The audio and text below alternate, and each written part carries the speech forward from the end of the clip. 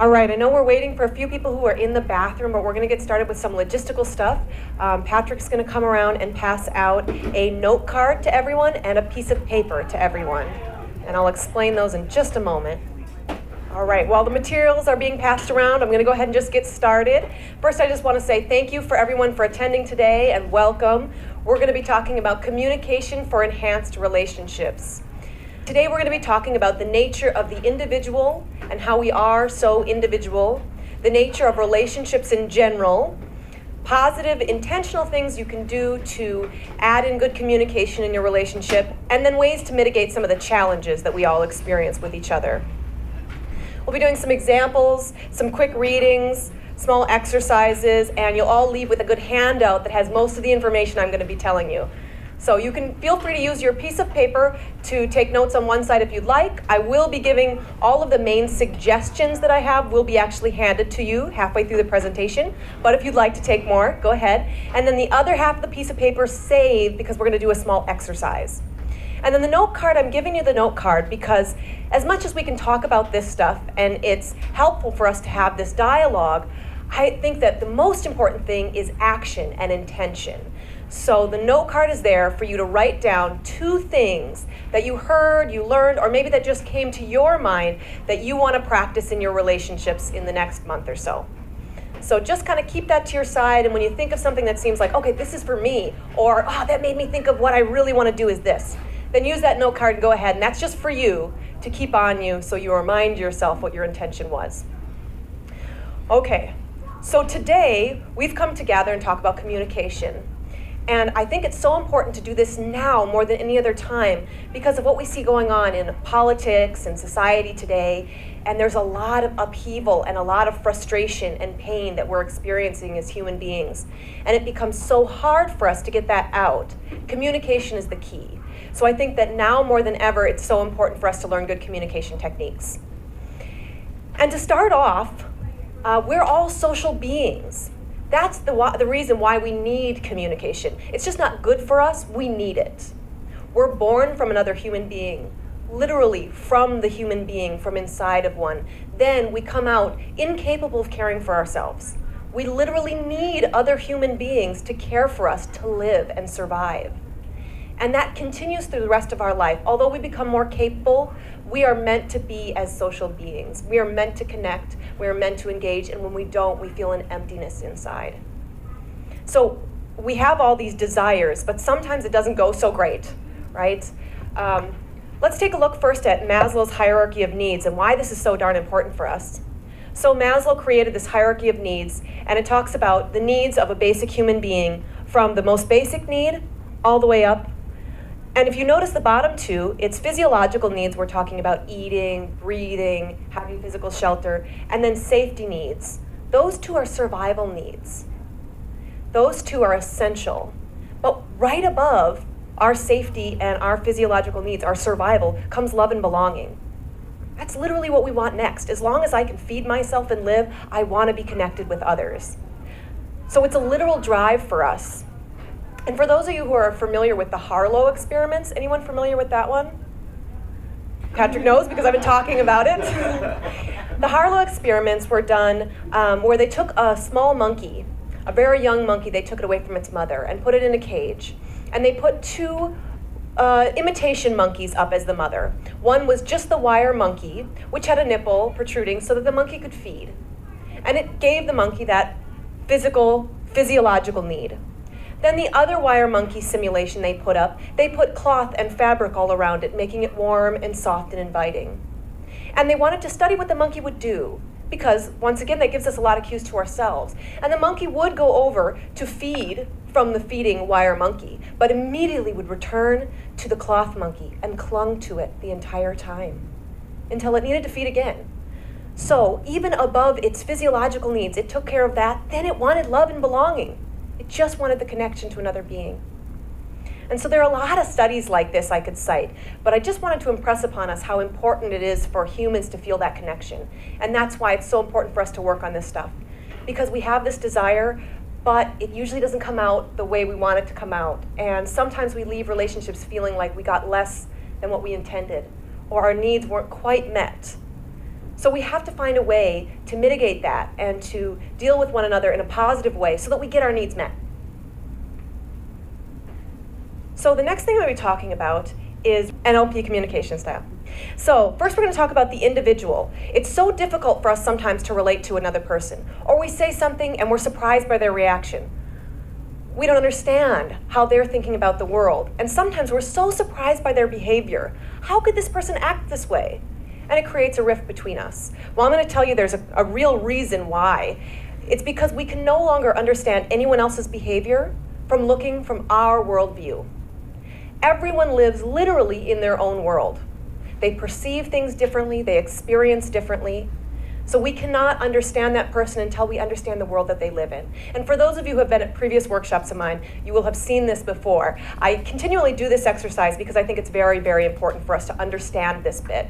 It helps us get our expectations on the same level, and it helps us understand what we need to do. And that's understand someone else's world. So has anyone ever been to a movie with a friend, with a spouse, and come out of the movie thinking a completely different thing about this movie? That was crap, or no, that was fantastic, or didn't you get his motive when he did this? No, that's not how I saw it at all. Anyone ever experienced something like that? Yeah, that happens to us all the time. Books as well. Even general conversations with people. We'll both walk away like, God, he was pissed off. Really, that's not how I saw it at all. There's a reason for that. And I'm going to use an example. So I'm going to draw out the NLP communication model. It's by John Grinder and Richard Bandler. And they explain this, how we live in our own worlds. So first thing is there's an event out here, and we're going to call this the movie. So you go to a movie, and you get all the sensory input. You get smells from what's around in the room. You get sight. You get taste from what's in your mouth. Touch. What am I missing? Sound. Thank you. So all of our sensory input comes into us really fast, and it happens so quickly. We are inundated with stimulus all around us. And so this is us, pardon my drawing. And all of this is coming at us so quickly. In a matter of seconds, we're inundated. So we have to make sense of all of this. We can't perceive it all, and we can't understand it all. So the first thing we do is we delete, distort, and we generalize. And this is part of what our brain does, so that we don't have to take in all that information at once. We delete things. I'm not really seeing that there's a podium over there. It's not in part of my knowledge right now. I'm distorting it because I'm viewing it the way I view things, and I'm generalizing. That's what my brain does. And so then all of this information in seconds goes through all of your filters. Everyone has their own filters.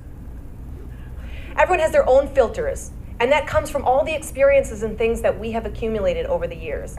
And we take an input not as pure input, but as our own perception of input. First thing we take in is, into our filters, is the understanding of time and space. And you'll get this on your handout, so if you can't read it, you'll get that soon. So everyone perceives time and space differently. If you notice, children perceive time very differently. Then we take in to our language centers. We filter through that. Language gives a framework for our understanding of the world. In some cultures, like Eskimos, have 23 words to explain snow. That means something to them. They have meaningful conversations about these 23 words. I just know snow. And you and I probably would not be able to communicate and understand each other on that frame that they're talking. So language really frames everything. Then we have our memories and decisions. We know how things went for us in the past, how our choices came out, how other people treated us. We have all of these things inside of us that are very different from each other. We have meta programs. And this is your style of perception. There are a lot of meta programs, but one, for example, is whether you're a big picture thinker or whether you're a detailed person. And it's about the way you perceive information and your style of sorting information. We all do that very differently. Then we have our values, which motivate us. So we are more likely to do something if it's within our values, or more likely to notice it. We have our beliefs. Same thing there. And then we have our attitudes. And so all of this, everything is filtered within seconds within our world. And this all makes an internal representation. So that's a thought or an image that comes to your mind when all of this is happening. That's your total sum of all of that. And we combine that with our state of physiology. So how your body is feeling at that moment. Maybe you're also feeling a little ill. So that's going to color your internal representation of it at the moment. And all of that together, and this is all goes back and forth, creates your state. So your state is your way of feeling in total about what just happened. All of this complex things happens in less than a second. It's all subconscious that's happening to us. And it affects our eventual behavior. So the idea is that no two people have the same filters. No two people understand the world in the same way. Thank you. And we need to keep this in mind, because when we judge someone about something that they did, we have to remember that it makes complete sense to them in their world. And if we lived in their world, we would have done the same thing too. But we're seeing things from a different world. So this is the first thing to keep in mind when we're talking about challenges and differences that happen between people. And I just always want to preface this. So we're going to keep this in mind and come back to it at a later state. So that's one way to explain a difference in behavior, is if you see something someone does and you don't understand it, it came from their own filters. And we need to ask questions. We need to understand this instead of judging. But let's say you notice in whatever relationship you're in, your couple or your friendship, things are starting to change on a whole. The both of you are changing. There's something different or weird about it recently. It may be because of the relational stage you're in. So this is the understanding the individual part. Now we're going to kind of understand the nature of relationships. Sometimes things change on a whole because of the stage you're in. So relational stages. This applies not only to couple relationships, but it can apply to friendships too. And even we'll look at it as our own children as they grow up. Some of the stages go through. So the first is romantic love. This is that fantasy part. This is the part where we think, oh my gosh, this person is going to fulfill all my wants and needs. They're making me happy. It's the shortest lived portion of the stages. Anywhere from 6 months to 2 years. But you can see where this is a problem if people get married before the stage is over. Everything is golden roses at this stage. Everything is alive, spontaneous. Everything is going great. But it's this image that we've created of this other person that's really making us happy, hypothetically, right? But then something happens, and all of a sudden we enter this next phase. It's called adjusting to reality. And there are a lot of different of these relational stages. I chose this one. Some have maybe 12 steps, some have 4. I chose this one because I feel it's the most relatable. So adjusting to reality is the disillusionment phase. It's where we start to notice differences. Where before we noticed similarities, now we're noticing differences. And we can't keep up that fantasy we had of this image of this person any longer. Sometimes it's gradual over time. Sometimes it's all of a sudden. We feel this disconnection suddenly. It's not quite like it was before. This excitement we had, it's kind of dwindling, and I'm a little confused. And there's maybe even a feeling of loss and disappointment there. And we want desperately to have that connection back, that spark we had, but we don't really know how. This is where the real relationship begins. So we see the infant up at our romantic stage. We see our elementary school kids at this reality adjusting phase. My parents are not heroes. They sometimes yell at me for things they don't understand, and they weren't listening to me. What? This is where our teenagers come in. But we all get to this phase of a power struggle. So now we notice the differences even more. All the minor things become major things. Our quarreling can be daily. The frustration of the reality is overwhelming sometimes. We see major flaws. We're starting to wonder, does this person even love me? We see them as selfish or untrustworthy. What is happening? This is where resentment, sarcasm, blame starts to build up. And all these relationships, you go through these phases to try and find a balance between these images you've created of them and the true self that they are. This is the stage with which you must find problem solving. You must decide how you're going to work together. If you do not come out through this phase having figured out a plan that, okay, you're going to walk away when you get mad and I'm going to go call my mom, and if you haven't figured that out, the relationship's not going to last. We all go through a power struggle. It happens. And sometimes we're in that phase and we're thinking, what is wrong with my relationship? Oh my God. You might just be in this phase. And so you ride it. And it does calm. We get to the reevaluation period. So after we go through our big struggles, we kind of have to work through a bunch of stuff because we're finally reasserting ourselves in the relationship. We get to reevaluation. It's the quiet after the storm. It's when you kind of finally work through things. You understand that person a little bit more. You're kind of accepting a little bit more of what's going on. Okay, this is the way it is. That's who they are. All right, whatever. You come to a place where you sort of disengage. You're not sure. Do I stay? Knowing all of this, knowing this is the real life with this person. Do I stay? I'm not sure. You reevaluate. You disengage. You pull away from each other for a little period of time. There's less resentment, which is great, but there's some emptiness. If you notice, it's sort of cyclical here. And you need to push through this phase if you want this committed relationship to last, because this is the real test, right? You've come to this. This is also the phase where divorces happen and affairs happen, the calm within the storm.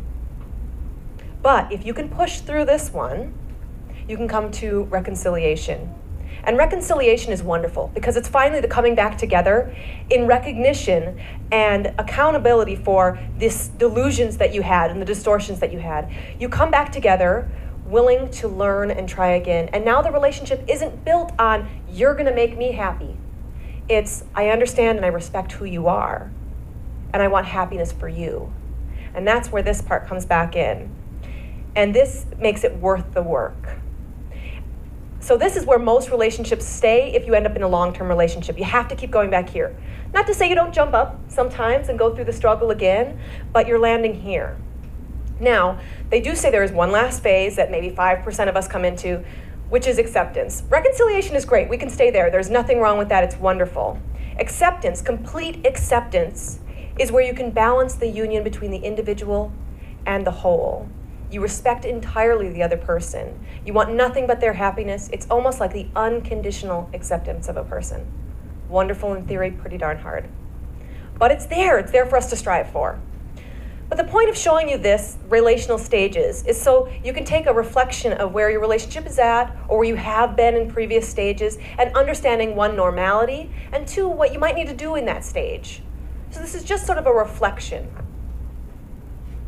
So now that we kind of look at where things are, and you might have an idea of where you're at in your relationship, we want to kind of figure out, okay, well, that's great. What can I do now? Give me a tool, give me a tip. So we're going to start with something positive that we can instill. No matter where your relationship is in any stage, we're going to talk about love languages. Who's familiar with love languages? Yes, it's becoming more popular in pop culture, but love language actually has a lot of research base behind it. The idea is that everybody perceives love differently. We were shown love and affection in a different way from our parents and from the society we grew up in, the culture we grew up in. And they're finding that this is pervasive over cultures, this love languages. There are different types of languages. And the idea is if we can figure out to talk their language, we can help our partner feel loved. But we have to do it in a way that they understand love, not in the way we understand love. That's usually our mistake. We love someone the way we want to be loved, but that might not translate to them. So this is all based on what started, it was the 5 love languages by Gary Chapman. And like I said, now there's a lot of research to support this. And this is something you guys can explore more on your own. But what we're going to do, so I want to get you caught up on the 5 different love languages, and then we're going to each do a test. So Patrick, if you want to start handing it out. So the 5 different love languages are words of affirmation, and you can kind of understand what these are, and we'll go into depth about them. Acts of service, receiving gifts, quality time, and physical touch. So we're going to have a little survey to pass around for those of you who've never tested your love languages, or if you just want to try it again. And they're adapted from his book, Gary Chapman's book. And there are reasons to suggest that males should take a slightly different variation of the female. So I kept that one consistent with the research. However, they are relationship neutral. So whether you're in a male-male relationship, male-female, or female-female relationship, it works for these exams. So once you get them, Patrick's going to hand out the male ones, and then he's going to hand out the female ones. There's 2 different tests. So they're just slightly different because the research suggests they should be. So I left it. So if you want to go ahead and take this, I'll give you a few minutes for everybody just to take it. So what you do is you look at each statement and you circle the letter for the statement you would prefer. So the top one, there's 2 different statements that you would like your partner to do, either this thing for you or the next thing. Circle the letter of that chunk of statements that best fits for you. And then at the end, we'll do a tally of how many of each letter you have, and it'll help point you to your top 2 love languages. So I'll give everybody a minute to kind of work on that.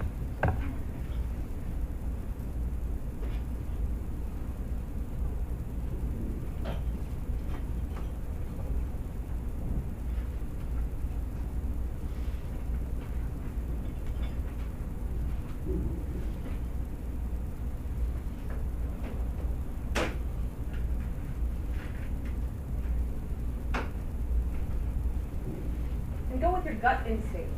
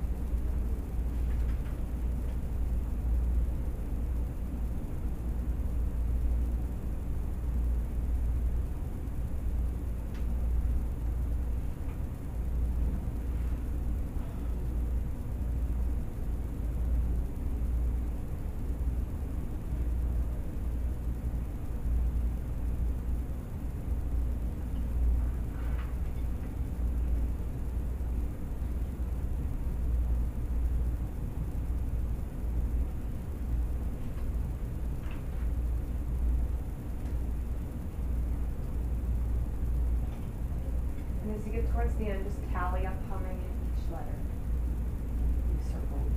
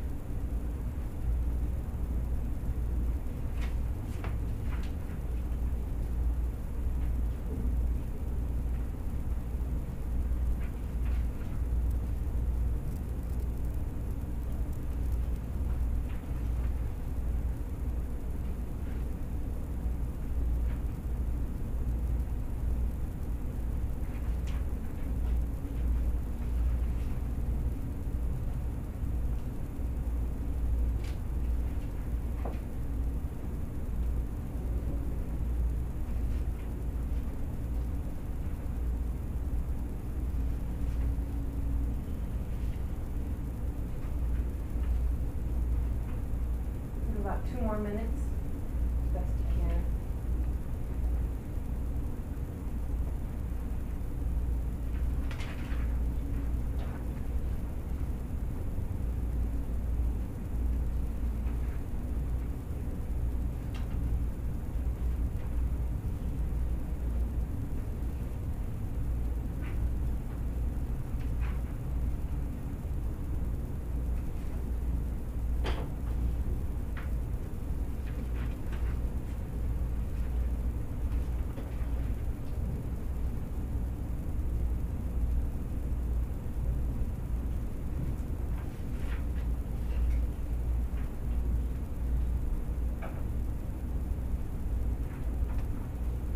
All your scores in the bottom, circle your top 2.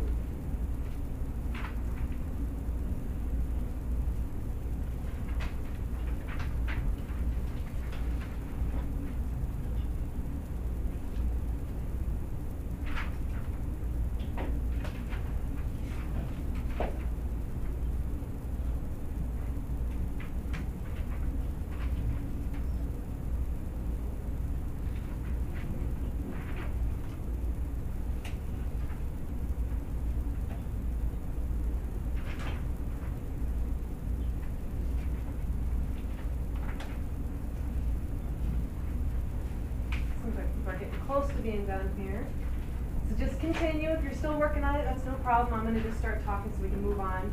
I know it takes some time to do it, but I really appreciate. I think it'll mean more to you if you know your love languages, and even if you're sitting with someone else and you came with someone, to know theirs as well.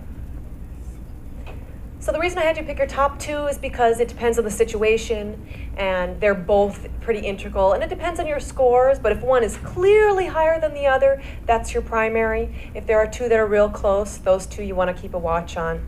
So just be aware of these. And it's not uncommon for people to have completely opposite love languages as their partner. So it's not uncommon. Sometimes it's the same, which is excellent. If they are the same, that's totally excellent because it makes it so much easier to be able to communicate your love. But it's not uncommon to have them be completely different. So I'm going to go over just very quickly what these mean, and I do suggest if this interests you to look into the book. You can get it pretty cheap now on Amazon, or Abe Books is a good place to get a used copy for $3 or something. So take a look, and it will be on your recommendation sheet when you get it. So let's talk about each one individually a little bit. Words of affirmation. If you or your partner received words of affirmation, that's the use of language and words to show love. You want to be very clear, intentional, and specific about the words, praise, and love that you give to this person. The more clear, the more specific, the better they'll feel, the more they can connect that with something with them. Instead of like, oh yeah, good, I'm glad, good. Say, oh, thank you, I'm so glad that you did that. I really appreciate that. They will feel that sense of love. Love is felt through acknowledgement, recognition, appreciation, praise, and verbal support. All of those things will really feel like love to this person. So it's the tell me you love me. Acts of service, a demonstration of assistance as a concern for their needs. It's voluntary actions, sacrificing behavior, and helping behaviors. So this person is really looking for you to show them something. This means more to them than receiving the verbal words. And once again, this comes from our parents and what we have perceived or didn't perceive sometimes. Either what we noticed and we liked or what we felt was lacking. And this would be another thing to explore. It's acknowledgement of work through equal suffering and relieving of duty. This is the show me you love me through your actions. If receiving gifts was yours or your partner's, it's a tangible, purchased, or created gift. Physical and tailored reminders of the person's love. That's what they're looking for. It's symbolic for them. It means something to see that. Showing you were thinking of them. Picking up a jar of pickles to bring home if your partner really likes pickles. That would show them you were thinking of them. And that would be gifts, receiving gifts. Show me you love me through something I can hold and see. Quality time. A show of undivided attention. Sacrificing of time, and engaging in meaningful conversations. This may just mean the two of you are sitting and watching television, but you're conversing about it together. You're not on your cell phones going, yeah, it's good. Yeah. Or two people reading in the same room on opposite ends of the room would not be quality time, right? To this person, they want, you spend time with me because you care about me. Just being with me shows me love. Foregoing all else for time with them, truly listening. Show me you love me through being with and listening to me. And the last one is physical touch. If physical touch is yours or your partner's, it's a reaching out to physically engage them. It's a sensory recognition of the presence and affection. It's a literal demonstration of connection and acknowledgement. So these people, sometimes words are not their biggest thing. Sometimes it's just that sensation, that feeling. And they may have received more hugs, or their family may have been more touchy, or not at all. One of the two, right? Show me you love me through physical acknowledgement. So these are the 5 love languages. And the idea here is that if you know yours, you can communicate to someone better about how you would like to receive love, or even have the conversation of how you saw your parents receive love and what that means to you. And if you have your partner and you're lucky enough to have them here and you can have them do this exam, then you can know and review them together and know what you might need to increase in your life. Maybe you're not a physically touchy person, but your partner has physical touch as one of their love languages. Then something needs to be reconciled there. Either you need to be able to give them that pat on the back, the touch on the leg, and need to be more understanding about that, or some agreement needs to come there for them to understand what love is, because they may not have received your love by your not having given that to them. So these are just a way for us to acknowledge our partner better and to communicate our needs as well. So I hope that if this interests you, you look into it more, and it gives you some suggestions of where to go from here. So the next thing we thought is, so this makes us each different. So this is part of our filters of how we understand ourselves. Any questions or anything about this? Anybody have? Okay. The next thing we have to keep in mind is that there is some real concrete research to suggest that males and females converse differently. They're still, go ahead. I have a question. Yes. How would this apply maybe to friendship, not a partnership? Yes. So friendships are going to be very similar. So it would be helpful for you to find out your friends' love languages, or for yourself. Say yours is, you only know your own, let's say, and say words of affirmation are a big deal on your love languages. One thing to communicate to a friend is when they do give you that verbal feedback, say, oh, thank you for saying that. I really appreciate that. Actually, words mean a lot to me, and the fact that you said that means a lot. Just communicating that I received the love that you sent. That was my way of receiving it. That was great. Thank you. And by praising the person for giving you that love when you receive it, they'll keep it up. It's kind of like what we do with a child. We try not to punish them for doing something bad or yell at them. Give them more attention when they do something we like, right? Same with our friend. So when they pick up our chicken for us on the way and you think, oh, thank you for doing that for me. And you went out of your way to pick that up for me. Thank you so much. I really appreciate that. That, to me, the demonstrations of love like that, that really shows you care about me, and I just want to say thank you for that. So we can reinforce our friendships by telling them when they're doing a good job in communicating love to us. Otherwise, if they did this with you, you could compare and do the same thing for them. And sometimes you'll notice a person has a particular style. So when you tell your friend that you appreciate them, they might light up. You'll notice in them, that might be their love language. Watch for that. So when they light up, you watch for that and you just repeat it and continue. So the same thing applies for our children, our coworkers, everything. You can watch for that and you can reinforce your own. Good question. No problem. So there's male and female differences, and it's just important for us to understand this. And of course, everyone's on a spectrum, right? This is not true exactly for everyone. We don't want to put anyone in boxes, but understanding this can be helpful for us. So women often talk to connect. They just want to connect with another person and they want to feel heard. Men talk to impart facts. I'm going to tell you something. It's happening at 5 o'clock. I just want you to know that. But the women want to talk, oh, so they're going to that thing at 5 o'clock? Great, it's 5 o'clock, that's going to be so interesting. And how do you feel about that? They want to know more information than just the facts. Men are more likely to relay facts. They can have long conversations about meaning and things, but their intention generally of having a conversation starts with that goal in mind. Women want to explore problems. They want to talk about it. They want to explore the emotion of the problem. They just want to talk about the problem because they're really exploring it within themselves. And as they talk, they come to their own solutions, oftentimes. Men want to talk about problems to fix the problem. And so this can be a challenging situation between a male and female relationship, because maybe the female comes and says, gosh, I've had such a hard day at work, so-and-so's giving me such a hard time, and it gets really frustrating. And maybe the guy just says, okay, well, stop talking to her. If you just stop talking to her and you walk away, then it's done. And the female was like, no, I just wanted to talk about this. I just want to process this. Okay, well, I can't really avoid her anyway. And then they go on, and the male keeps giving solutions. And then the male is getting frustrated, like, I've given you all these solutions. I don't know what the problem is. You're not taking my advice. You're not listening to my solutions. And the female's thinking, you haven't heard me. You haven't helped me explore my own thoughts. Oh, this is so frustrating. And inevitably, they both stop talking. They're like, forget it. Never mind.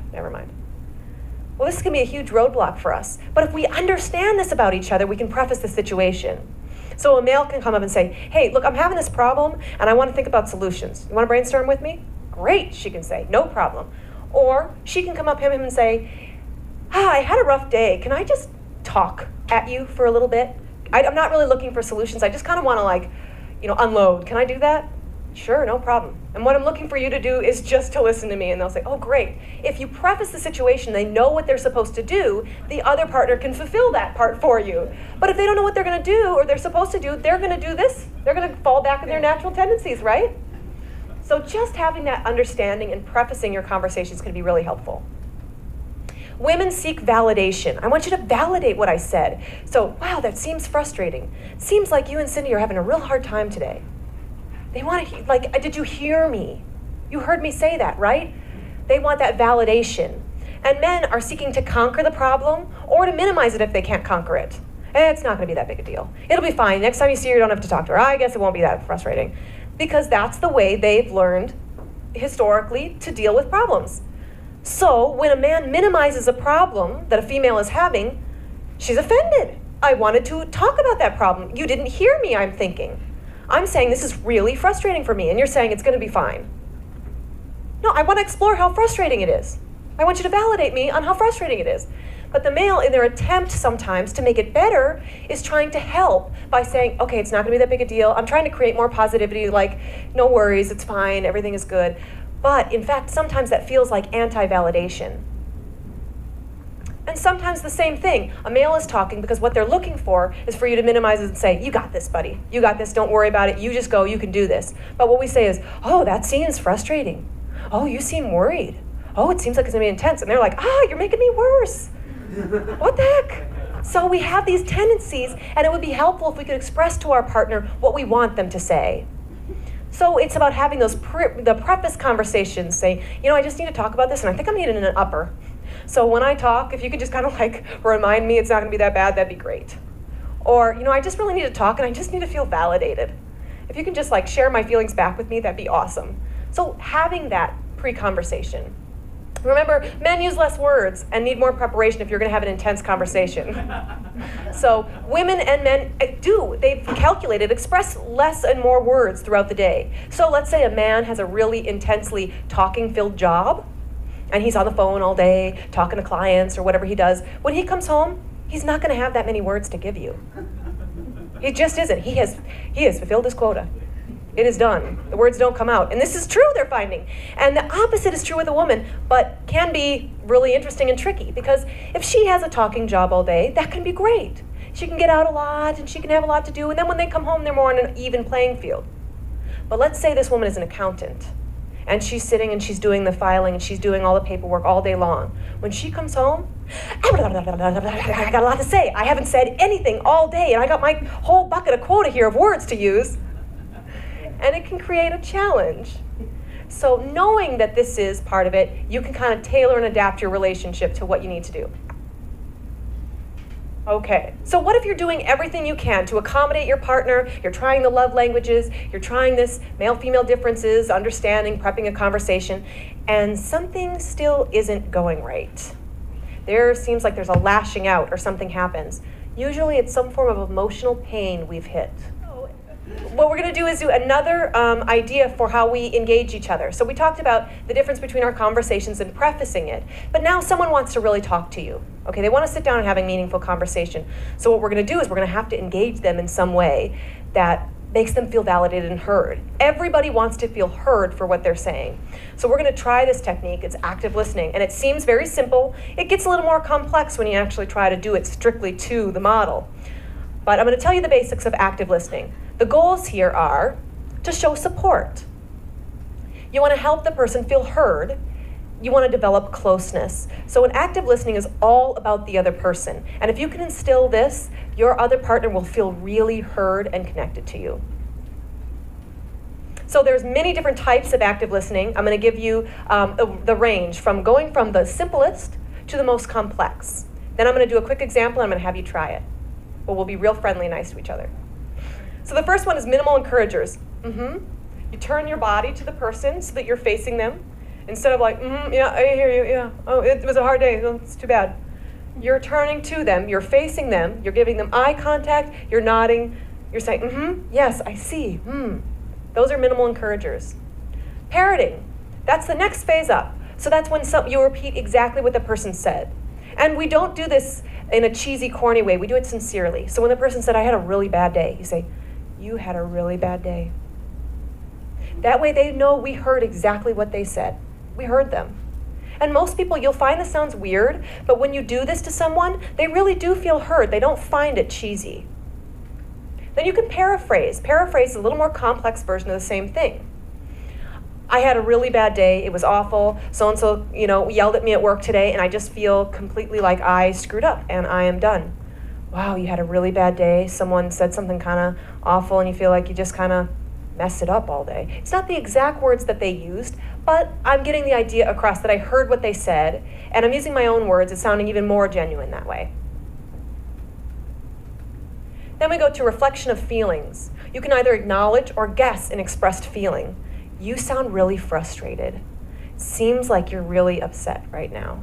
Or I'm kind of thinking you're feeling real down about this. And so you're going to put that feeling out there for them. Oftentimes when you acknowledge a feeling, there's like a release. Yes, I do. Thank you for noticing. My goodness, like, wow, you seem like you're really tense right now about this situation. Yeah, it's just been so hard. And a double-sided reflection is reflecting on a ambivalence that they have. So a lot of people say things like, I had a really tough day today, and this happened, and so-and-so was mean to me, but then, part of it was really good because actually, Jenny brought in cake, so I had a moment of like real happiness, and I thought I was really gonna restart my day, but then, I don't know, I got back into it, and my negative thoughts were there, and I couldn't balance it. So on one hand, you had a really crappy day, and it really wasn't going well for you. But then on the other hand, for a moment there, you felt like things were going well, and you got that cake, and it was great. You can do a double-sided reflection for someone. It helps them understand their own feelings and emotions. And the last one is summary. We paraphrase all major talking points at the end of a discussion. So you had a really bad day today. It sounds like somebody yelled at you, and it was surprising to you, and maybe you feel really frustrated. And it sounds like there was a little bit where you got that cake, but then you just weren't able to get back out of it in the day when your negative thoughts came back. I'm really sorry to hear that. That's really hard. And we heard everything that they had to say, and they feel very validated. They feel listened to, and just 4 or 5 minutes of this can really transform how a person is feeling. Because often what we do is we keep things in, and we'll say like, yeah, I had a crap day, oh, that sucks. And then everybody's going on with their stuff, and they haven't let it out and dealt with it and processed it so that when you're making dinner, something else comes out. Oh, God, you're in my way. I'm just feeling, I can't do this right now. And then little things start coming up between each other, but you haven't processed the bad day yet. So sometimes if you just stop, put down your stuff, tell me about your bad day. What happened? And you do 4 or 5 minutes of this active listening, you're good to go. So Patrick, if you want to come up, I want to do a quick little demonstration. We'll just try it. I'm going to try it for you. And then I'm going to hand out a worksheet that has all those words on it, and I'm going to have you try it just for a few minutes on each other. So we'll just give kind of a demonstration. The trick here is not to ask any questions. I'm not asking a question. Questions can be intrusive, right? And it stops their flow of thought. What we want them to do is process and process by themselves. We do not want to intrigue, or we do not want to put our own thoughts in there. So I was not around for Thursday and Friday. I was on Oahu, so I'm going to ask Patrick how his day was on Friday, because I wasn't there. I don't know about it. Okay, so Patrick, you can start with a question. How was your day on Friday? My day on Friday was pretty good. It actually started out really early because I had to go to Pahala. I had to be there by 10. So I left the house at like 8 in the morning, and drove the 2 hours down there. I had a client to see, and that was okay, I guess. It was a long drive, but it's pretty. But then I saw my client, and it took like an hour. And then, I was heading back into town. I wasn't sure what to do with the rest of my day because I had to wait like another hour and a half for my next client in Ocean View. So that was going on. Yeah. So it sounds like you had an early morning, and it was earlier than usual, and then you drove all the way down to Pahala, which can be beautiful, and I'm glad you experienced that, and then you saw some clients. There was just a lot going on that day. Yeah. But what was really good about it is I actually had time while I was in Pahala to call Uncle Mike, because he lives over in Kona Paradise, and so I went and I had lunch with him because we hadn't seen him in a while. So it was cool to go down and visit and chit chat with him for a little while and kind of take a break before I headed back into town to go back to the office. Wow, so you actually ended up with kind of a unique opportunity to call Uncle Mike and hung out with him for a little while, and that's kind of not usual in your day. Yeah, and then finally I got back to the office. But by the time I got back, it was like 3:30, so the day was almost over. So I kind of just hung out for an hour and then went home. So it was really cool end of the day because it was just really quick. I didn't have to spend a lot of time sitting doing this. Great, so it seems like you were out all day. Everything was so busy that by the time you got back, you just had time to put in some stuff, and it seems like the day flew by. Yeah, pretty much. It was great. Yeah, so it's like you got up early, which is unusual, I know, for you. You got up early, drove all the way to Pahala, kind of had a good day, saw a lot of clients, were really productive. You had that interaction with Uncle Mike, which is unusual. Yeah, that was great. And then you drove back and the day was over. It was kind of awesome. Yeah, it was actually a pretty good day. All right, thank you. Patrick, how did that feel? Oh, that felt really good. It really felt like you were up and with my conversation the entire time and actually giving me your undivided attention. Like you were there with me. You weren't like doing other stuff or thinking of other things while I was telling you about my day. Great, thank you.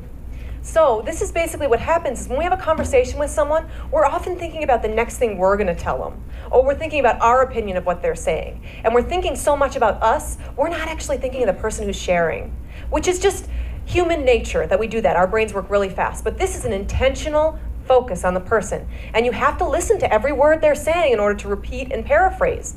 And so it's kind of tricky. So we're going to try it together. We're going to try it. So we're going to take just a few minutes. I want you to pair off just whoever's next to you, or if you brought someone with you, it doesn't matter. And I have a little process here. So we'll get a partner. Pick who's going to be the first listener. We're only going to do it for 2 minutes each or so. And the listener asks the talker, how was your weekend? And do as best as you can to keep talking as the talker, because I know this is an unnatural conversation, and normally it's not like this. But remember, the listener only active listens. Don't ask any questions. While you're doing this, while you're just deciding, I'm gonna hand out, or Patrick, you wanna hand out really quick? We're gonna hand out the worksheet. So at the top of the back page, there's, whichever page you feel is the back. At the top of the back page, there's all the different minimal encouragers, parroting, paraphrasing, all listed at the top. So you have that reference. So do your best to ask how the weekend was. And when the person starts, clearly and only active listening, focusing on exactly what they say. And if all you can do is say, yes, and then repeat back exactly what they're saying, you're doing great. You're doing great. So that's what we're going to try, and then we're going to do a switch. So wait till you get your piece of paper, and then I'll say go. So, okay, we're going to take a pause and stop there. I know we could continue conversations forever because it's wonderful. Hopefully this has given you some idea of what you want to talk about with people. So I wanted to know, anyone, how it felt, or how did it go? Anyone want to give any perspective or opinion on how it went with their partner? Anything they want to share about that experience? Yes, Virginia. It felt real good, and it kind of reminded me of some of the skills and knowledge that I have, but I don't always use it. Right. And especially in conflict situations, not listening. So this has brought it back to me, and he was a good listener. Great. He said I was too. He's practicing. Good, great. That feels really good, doesn't it? Anyone else want to share how it felt or what it was like for them or anything like that? Well, basically, we want to keep doing this because although we have this skill, like Virginia said, in our back pocket, we don't use it that often. And we're so busy that we often focus on the next thing, the next, that we get tripped up in thinking about what we're going to say as opposed to really, truly listening. So I have some simple tips, and actually what Virginia said about using this when there's a frustrating situation, this is most useful during conflict. Whenever there's a major conflict, and we'll get to this a little later, go back to active listening instead of continually fighting. We'll talk about that later, but tips for this are avoid overshooting or undershooting the motion. When someone says, I'm really ticked off, don't say, oh, you seem frustrated. That's going to tick them off even more. Right? So we don't want to overshoot or undershoot the emotion if we can. If we're not sure how they're feeling, reflect exactly what they say back to us. We want to watch our pacing. So we don't want to get ahead of them. If they're still talking, let them talk. The whole purpose of this is just to have your engagement. So if the person spends the entire time talking at you, great. It's for them to process and feel you listening. It's not for you to summarize back to them. So when you get your points in, great. But you don't feel like you have to talk longer than they did or try and summarize quickly and get them to stop talking so you can summarize. That's our first feeling when we first start using this technique because we want to do it right. But the whole purpose, remember, is so that the other person processes and feels us having presence with them. And then the other thing is avoid asking too many questions or giving unsolicited advice. This is just listening. We often derail this technique and we start going to our old habits of giving advice. And we don't want to be doing this. If you get to a point where this person has stopped talking a little bit and it's been about a frustration and they're just like, you can say, would it be helpful if I gave some advice, or are we not there right now? You can, at that point, you can offer some advice. But while they're still processing, let them process. That's the whole purpose, until they ask. So now we're at the point where we're talking about if everything is going well, you're using active listening, you've put in love languages, you're understanding the male and female differences, you're prefacing the conversation, but there's still things where they're lashing out and you're not understanding. There's probably some underlying emotional pain. So it's understanding that part we're going to need to do. So I'm going to read a really quick excerpt from The Mastery of Love, one of my favorites, Don Miguel Ruiz. And that's on your suggestion book as well. And so it talks a little bit about how and where emotional pain comes from.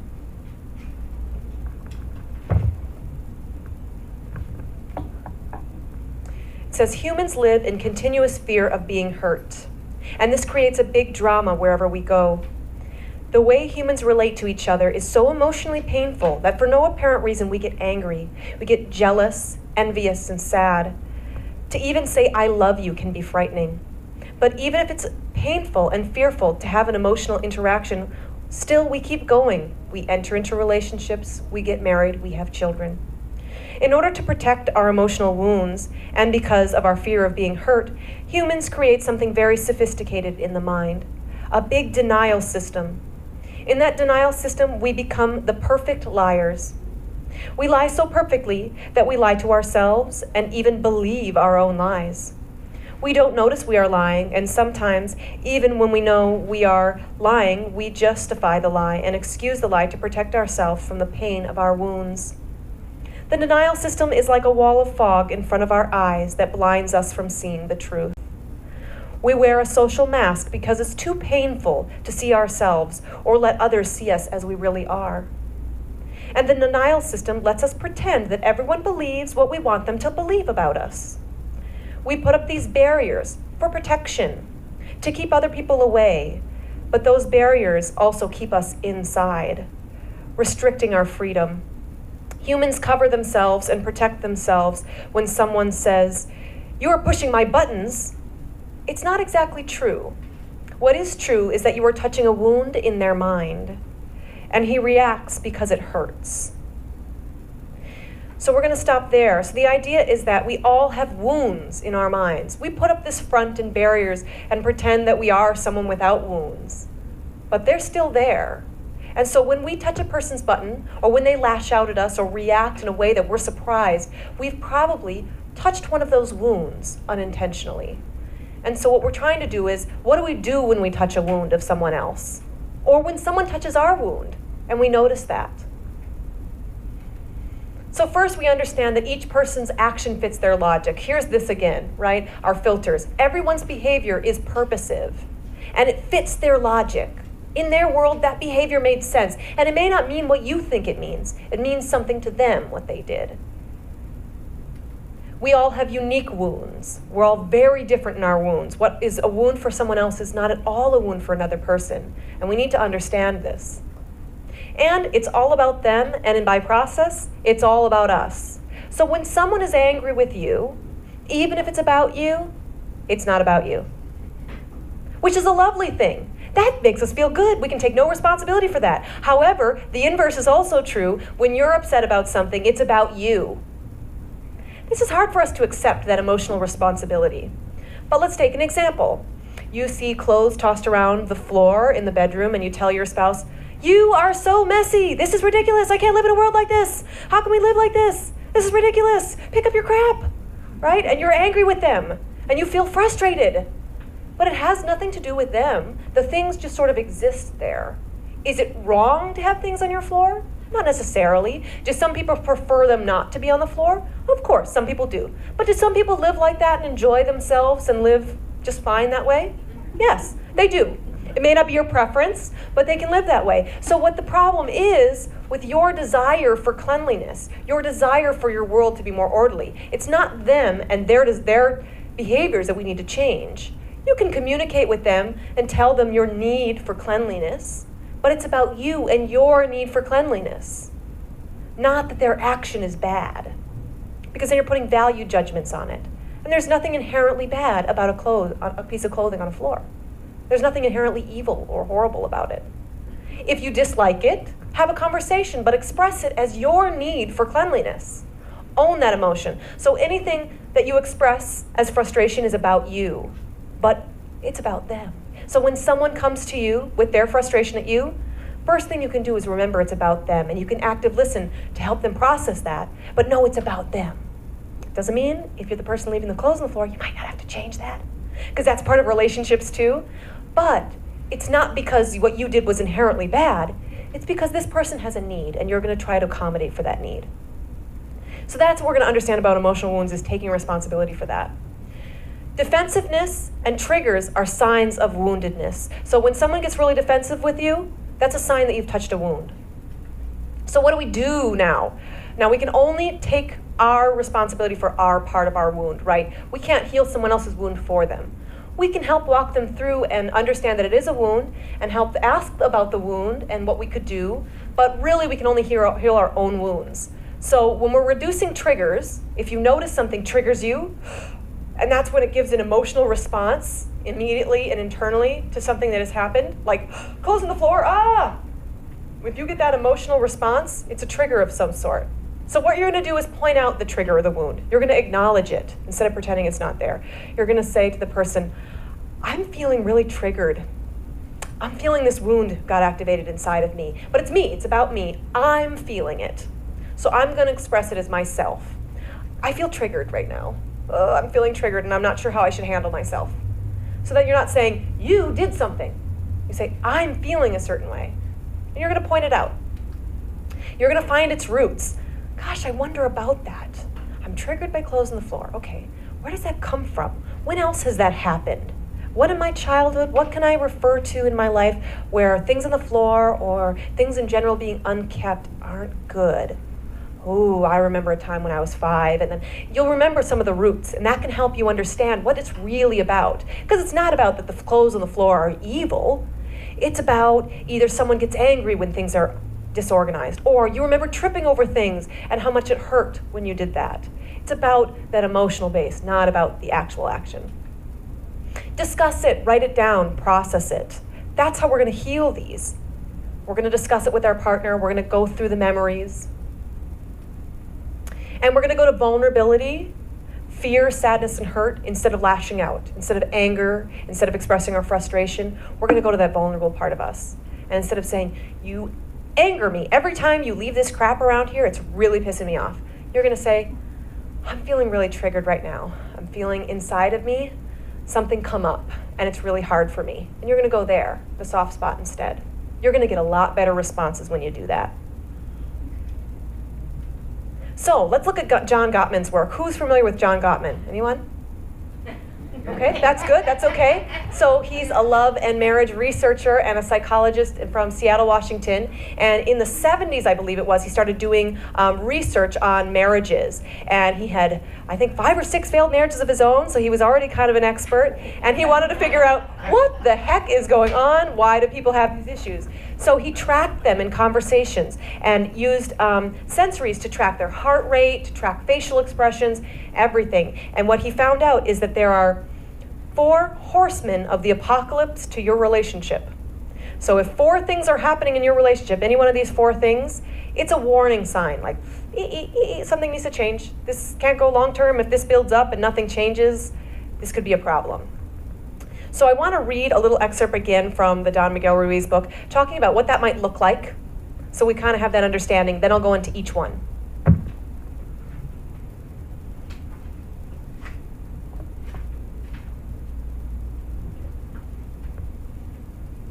Okay, let's take an example of an ordinary couple. For whatever reason, the wife is mad. She has a lot of emotional poison from an injustice that comes from her husband. The husband is not home, but she remembers that injustice, and that poison is growing inside of her. When the husband comes home, the first thing she wants to do is hook his attention. Because once she hooks his attention, all the poison can go to her husband, and she can feel relief. As soon as she tells him how bad he is, how stupid or how unfair he is, the poison she has inside her is transferred to the husband. She keeps talking and talking until she gets his attention. The husband finally reacts, and he gets mad, and she feels better.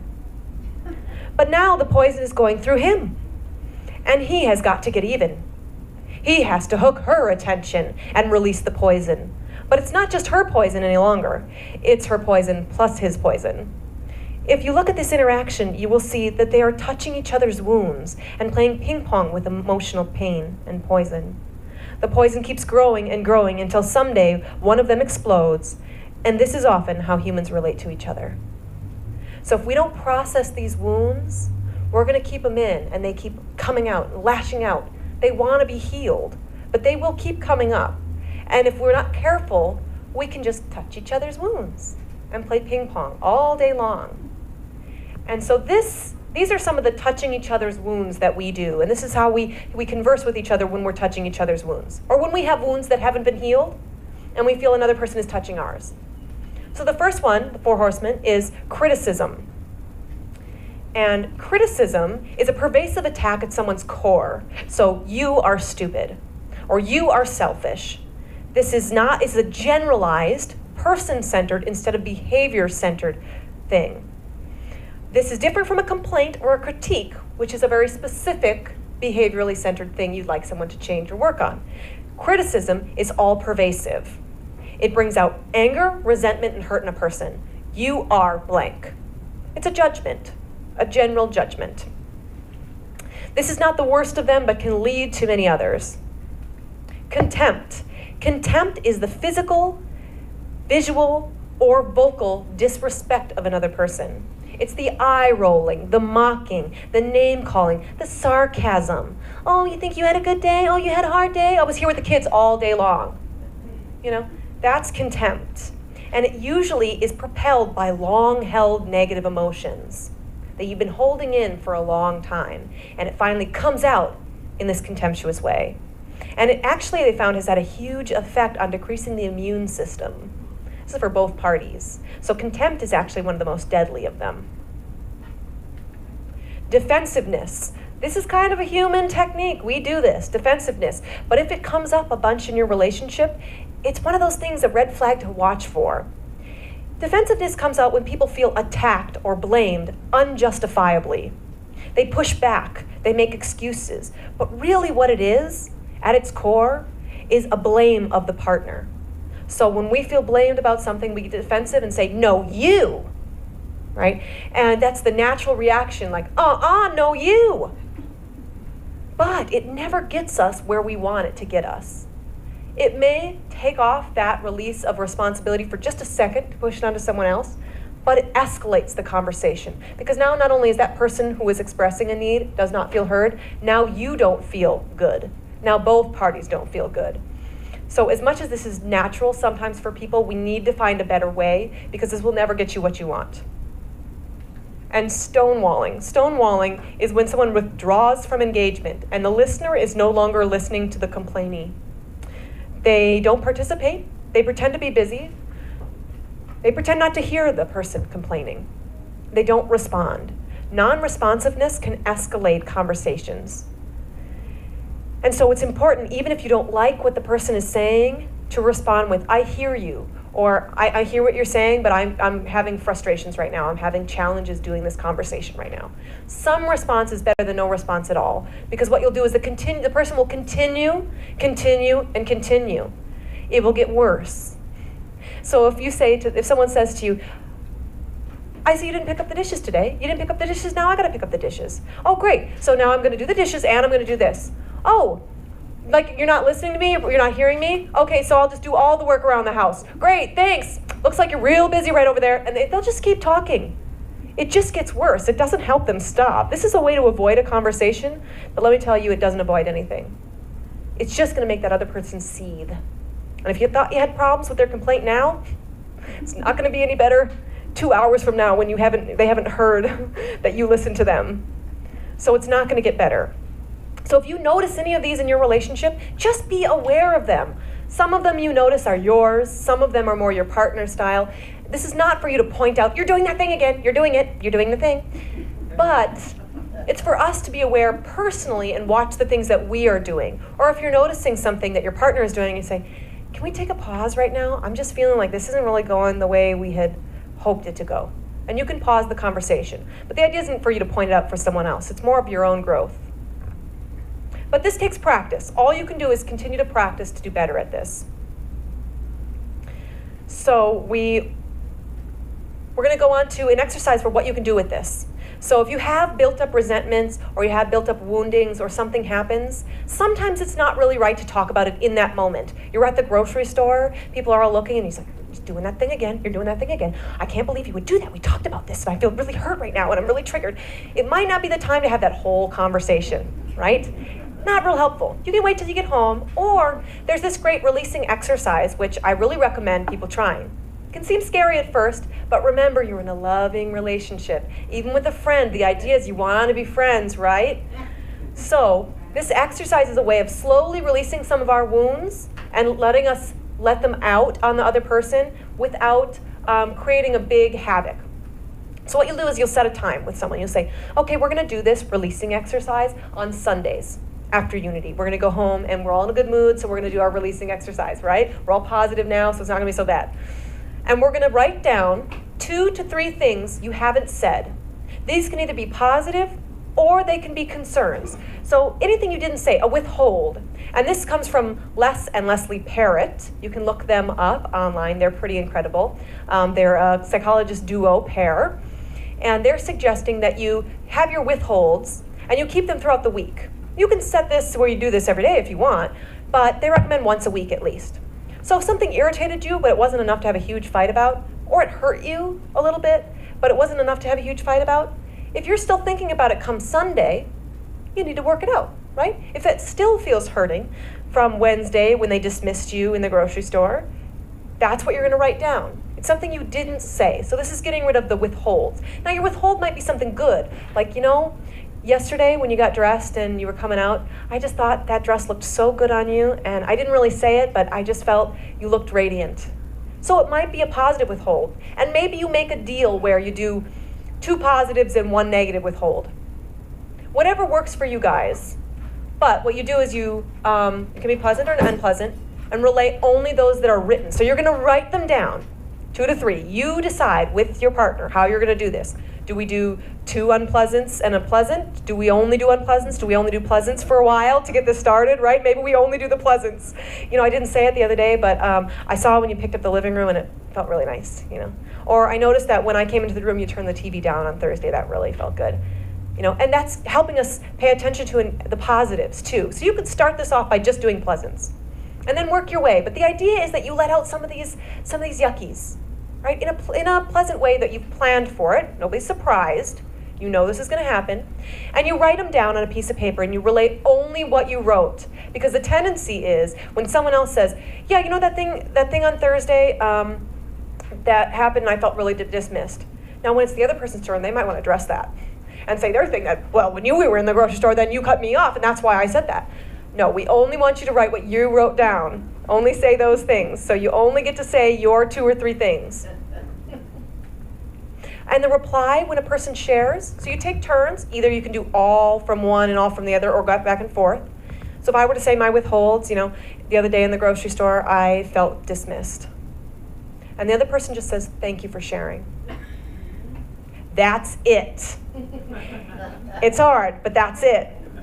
Even if it was, when you made that joke about me in front of our friends, I felt really, really self-conscious and it hurt me for days. And you're thinking, oh my God, I didn't know that. But all you just say is, thank you for sharing. You say, thank you for sharing. And the partner is going to do the same thing for you. All they're going to say is, thank you for sharing. Then the great part about this is, so you've got it off your chest, and now you're thinking, oh my gosh, how are we going to deal with this? We just did this exercise. Now, you take a 30-minute break. You leave each other and you do something completely different. At the end of this, you are not expected to talk this all out, to hash out all the wounds, and you're going to get really into it. Even if they said something intense, the deal is you both break for 30 minutes.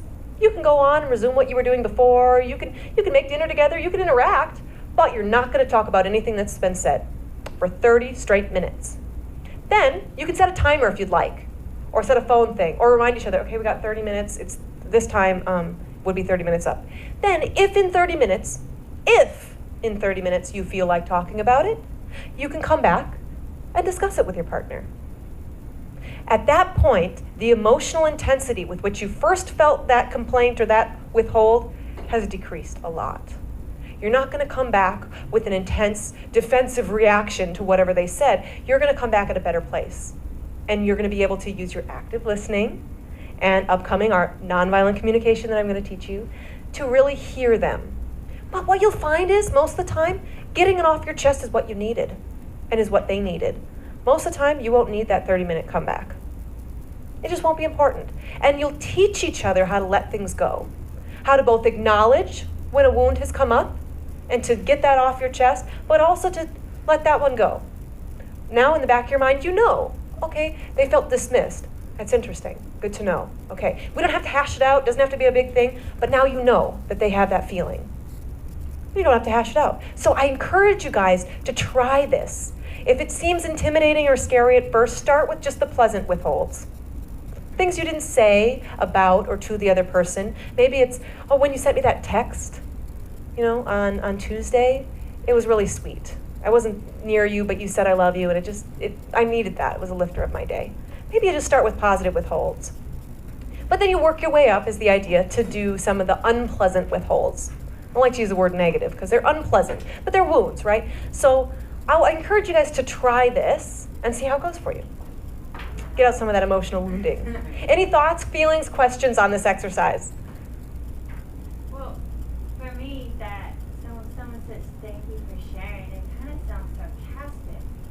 Like Yeah. they're kind of not being, they're not really, they're too detached, And like it they're used- shutting you down. Yeah, I can understand that. And the idea is that we're saying it with the most loving care and doing it with our looking in our eyes.